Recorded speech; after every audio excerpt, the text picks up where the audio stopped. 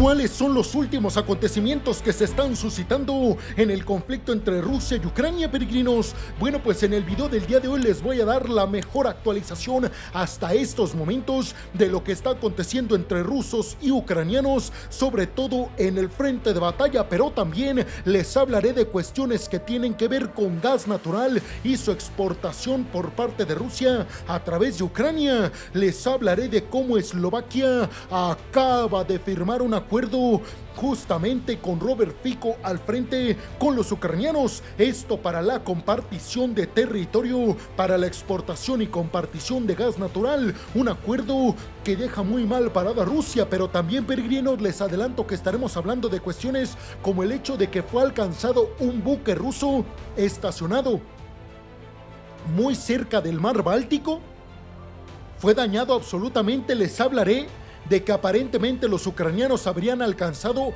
una región en la península de Crimea en donde los rusos albergan mucho de su poderío militar, pero también, y del otro lado, les hablaré de cuestiones que tienen que ver con que una base aérea ucraniana posiblemente habría sido alcanzada, o por lo menos misiles rusos habrían impactado muy cerca de esta base aérea, en donde aparentemente los ucranianos albergan algunos de sus aviones F-16. Y hablando de F-16, peregrinos, les adelanto también que estaremos abordando el tema de que por fin un avión F-16 desde Países Bajos ya llegó a Ucrania. Recordemos que apenas se han entregado 10 aviones F-16, esto por parte de Noruega hacia los ucranianos. Países Bajos ya envió el primero y aparentemente los ucranianos ya lo van a empezar a utilizar. Falta Bélgica y falta Dinamarca de enviar aviones F-16. Ahora bien, este no es el único que van a enviar desde Países Bajos. ¿Quieren saber todos los detalles al respecto de esto y mucho más que está aconteciendo entre rusos y ucranianos en este conflicto? Pues abróchense los cinturones, peregrinos, y pónganse muy cómodos en sus asientos, porque aquí apenas estamos comenzando con todo esto, peregrinos. Y vamos entonces a hablar de que una operación de sabotaje ordenada por fuerzas especiales y aparentemente por personal de alto rango muy cercano a Zelensky, llevaron a cabo una misión que dañó un buque barreminas o antiminas de Rusia que estaba ubicado en Kaliningrado, dejándolo fuera de servicio. La agencia de inteligencia militar de Ucrania, la conocida como GUR, afirmó que el buque sufrió daños significativos y que está completa y absolutamente inoperable, peregrinos. Se lo repito rápidamente: un buque cazaminas que está dedicado a desactivar minas explosivas en el mar, un buque ruso, fue dañado gravemente a tal grado que ya no va a poder estar en circulación, en servicio militar. Ahora bien, en Kaliningrado, exactamente en donde se encuentra esta región, peregrinos, bueno, nada más y nada menos que en la región rusa de Kaliningrado que da salida a Rusia al mar Báltico. Esto, peregrinos, tiene muchísimos mensajes alrededor, porque por un lado, a mí me hace preguntarme, a ver, ¿cómo es que los ucranianos llegaron hasta ahí? Porque fue una misión de sabotaje, lo que significa que fue una misión organizada, no con drones militares, no con misiles, no, peregrinos, fue una misión organizada que tiene mucho espionaje a su alrededor y que tiene el objetivo de enviar personal ligados a los ucranianos, implantar tal vez explosivos y hacerlos detonar a distancia. No se sabe exactamente qué fue lo que sucedió, ni cómo fue que sucedió. Lo único que sí se sabe hasta estos momentos es que el buque ruso Cazaminas, estacionado en un puerto de Kaliningrado, fue gravemente dañado, tanto que está fuera de circulación, peregrinos. Y les digo, por un lado nos hace preguntarnos cómo lo hicieron los ucranianos, pero por otro lado nos habla de las increíbles capacidades militares y de espionaje que están llevando a cabo los ucranianos.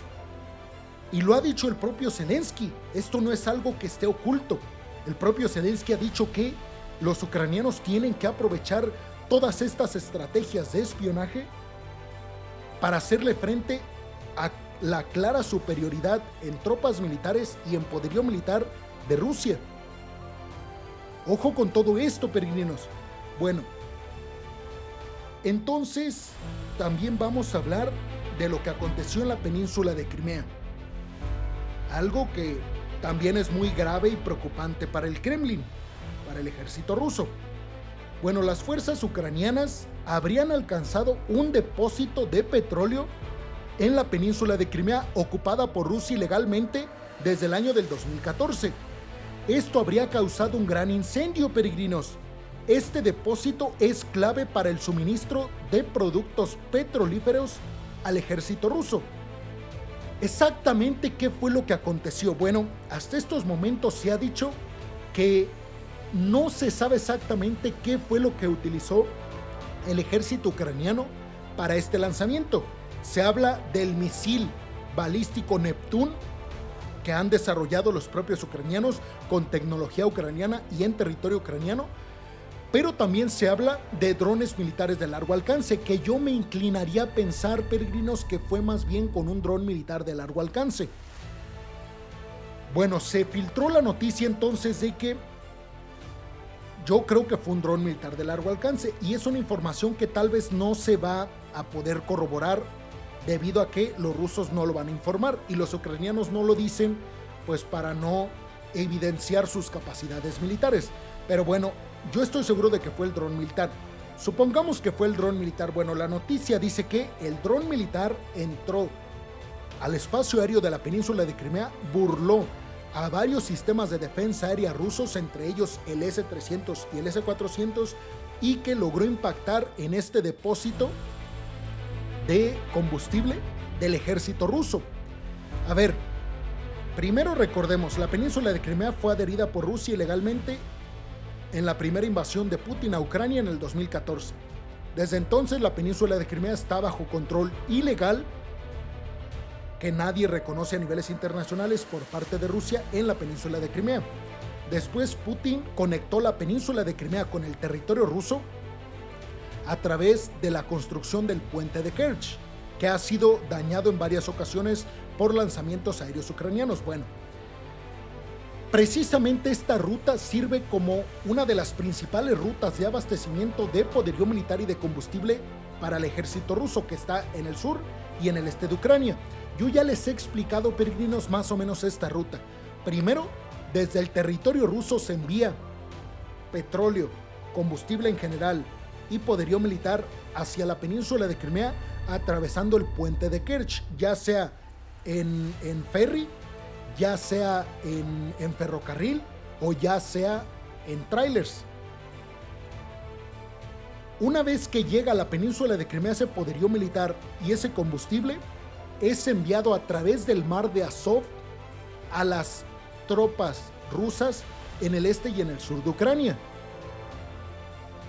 Todo esto, peregrinos, hace que recuperar la península de Crimea para los ucranianos no nada más es de interés por recuperar territorio que es suyo, sino también porque se estaría mermando fuertemente la capacidad de Rusia de abastecer a sus tropas en el este y en el sur, porque les digo, esta ruta la utilizan los rusos. Entonces, ¿qué provocaron los ucranianos con esta misión de sabotaje? Pues básicamente dañar esa cadena de suministro, esa línea de abastecimiento de combustible para las tropas rusas.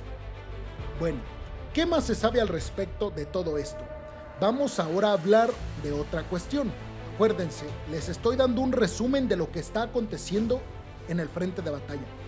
Misiles hipersónicos rusos habrían impactado alrededor de una base aérea ucraniana, de la base aérea de Starokostianiv en el territorio ucraniano. Hasta el momento no hay informes de daños a la base aérea ni tampoco pérdidas de militares ucranianos, pero el lanzamiento fue tan significativo que obviamente tenía el objetivo claro de impactar a la base aérea. ¿Por qué, peregrinos? Porque les digo, aparentemente los ucranianos en esta base aérea tienen varios aviones F-16.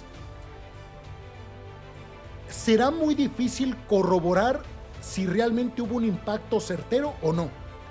Por lo pronto las versiones se las voy a dar. De Rusia no se ha hablado nada. Desde Rusia no han dicho nada al respecto. Por parte de los ucranianos dicen que se intentó alcanzar la base aérea, pero que los misiles cayeron, pero alrededor de la base aérea. ¿Por qué? Pues porque obviamente los sistemas de defensa aérea ucranianos que tienen ahí en la base aérea para proteger esta base surtieron efecto. Y pues les digo, el objetivo aparentemente eran los aviones F-16. Ahora vamos a hacer una pausa del frente de batalla. Una pausa porque ahorita vamos a hablar de los aviones F-16. Pero una pausa del campo de batalla es necesaria en estos momentos, peregrinos, porque ahora les tengo que contar sobre un acuerdo entre Eslovaquia y Ucrania que tiene que ver con un acuerdo energético en gas natural. ¿Por qué?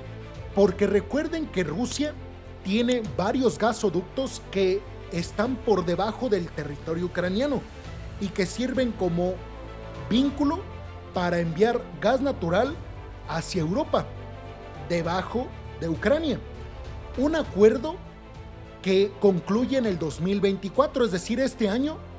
A partir de este año ya Rusia no va a poder enviar gas natural a Europa a través del suelo ucraniano.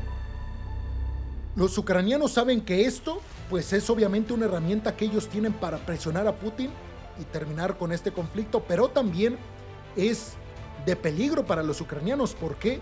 Porque los ucranianos también necesitan gas natural. Bueno, pues en este acuerdo con Eslovaquia asegura a Ucrania que tendrá el abastecimiento necesario y suficiente de gas natural que van requiriendo. Y ahora sí, entramos a el tema de los aviones F-16, porque entrega de aviones F-16 a Ucrania continúa.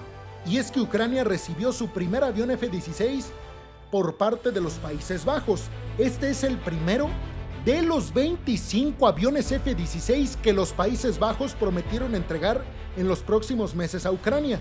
Ojo, peregrinos, el primero de 25 aviones F-16 que van a tener los ucranianos por parte de Países Bajos. Y les recuerdo que apenas van 10 aviones F-16 que reciben los ucranianos desde Noruega, de Países Bajos, en total van 11. Recordemos que Ucrania perdió uno, aparentemente por un accidente aéreo, y aún falta de entregar aviones F-16 Dinamarca y Bélgica, que serán entregados supuestamente en los próximos meses. Porque estos países, peregrinos, les recuerdo rápidamente que estos países tenían F-16 en su fuerza aérea. Los están remodelando, los están cambiando, mejor dicho, por aviones F-35 de Estados Unidos. Entonces los F-16 que ya van a descontinuar son los que le van a dar a Ucrania. Se habla de que van a ser entre 70 y 85 aviones F-16 que estos 4 países, Dinamarca, Noruega, Bélgica y Países Bajos, le van a entregar a Ucrania. Y pues un dato, peregrinos, hoy es cumpleaños de Vladimir Putin y la información que yo tengo es que fue celebrado a lo grande, casi como un zar, y es importante mencionar que lo acompañó durante todo el festejo de cumpleaños de Putin Alexander Dugin, que es un ideólogo ruso de extrema derecha y que también representa, digamos, mucho de lo que piensa Putin, sobre todo en contra de Occidente, de Ucrania y de la OTAN. ¿Cuántos años cumple Vladimir Putin? 72, peregrinos. ¿Ustedes qué piensan? ¿Qué piensan de toda la información que les di, de toda la actualización del campo de batalla y del conflicto entre Rusia y Ucrania? Los veo en los comentarios, peregrinos. Muchas, pero muchas gracias.